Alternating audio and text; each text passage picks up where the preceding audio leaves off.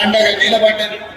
అందుకే 2004 శ్రీమతి సోనియా గాంధీ గారు ఈ కరీంనగర్ గడ్డ మీద నుంచే తెలంగాణ 4 కోట్ల ప్రజలకు ఇచ్చిన మాట నిలబెట్టుకుని 2014 తెలంగాణ రాష్ట్రాన్ని కలను నిజం చేసి ఈనాడు తెలంగాణ రాష్ట్రంలో సగర్వంగా మనము తల ఎత్తుకునే విధంగా ఈ కార్యక్రమాన్ని ఈరోజు మనం నిర్వహించుకుంటున్నాం.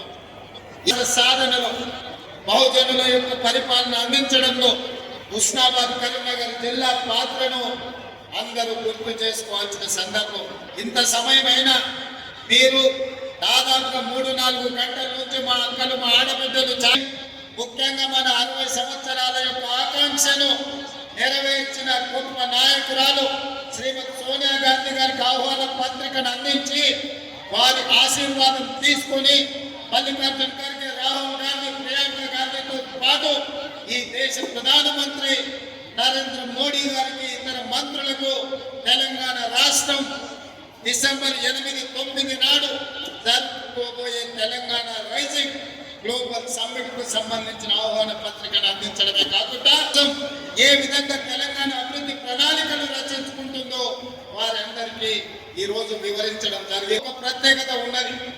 డిసెంబర్ 3, 2023 నాడు 10 సంవత్సరాల పరిపాలన మీద ఆధిపత్యంతో ప్రజలని చెరబట్టి హింసిస్తున్న ప్రభుత్వానికి చరమాంకం పలికి మీ ఓటుని ఆయుధంగా మార్చి ఆనాటి దుర్మార్గమైన పాలనను అంతమొందించి ప్రజా పాలనను మీరందరూ తీసుకురావడం జరిగింది. డిసెంబర్ 3కి ఇంకొక ప్రత్యేకత ఉంది.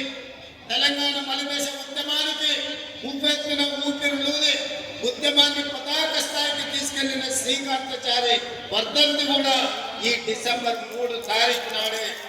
అందుకే శ్రీకాంతాచారి స్ఫూర్తితో నేను మరణించినా సరే, నా కుటుంబం నష్టపోయినా సరే, నా కుటుంబం కష్టపడ్డా సరే, తెలంగాణ నిరుద్యోగ యువతకు ఉద్యోగ ఉపాధి అవకాశాలు రావాలి, వాళ్ళ జీవితాలలో వెలుగులు నిండాలి అని ఆనాడు శ్రీకాంతాచారి ఆత్మ బలిదానం చేసుకుని ఈ తెలంగాణ రాష్ట్ర ఏర్పాటుకు ఒక గొప్ప స్ఫూర్తినిచ్చారు.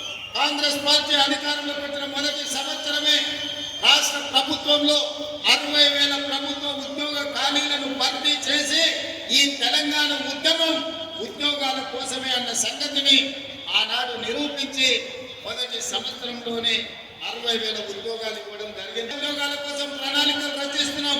తొందరలోనే ఇంకా 40,000 ఉద్యోగాలు ఇచ్చి 2.5 సంవత్సరాలు పూర్తి చేసుకునే లోపల 1,00,000 ఉద్యోగ ప్రభుత్వ ఖాళీలను భర్తీ చేయడం ద్వారా ఇది ప్రజా ప్రభుత్వం ప్రజల కోసమే పనిచేస్తుంది, ప్రజల ఆకాంక్షలను నెరవేరుస్తుందని ఈనాడు మనం నిర్ణయాలు తీసుకొని ముందుకు వెళ్తున్నాం.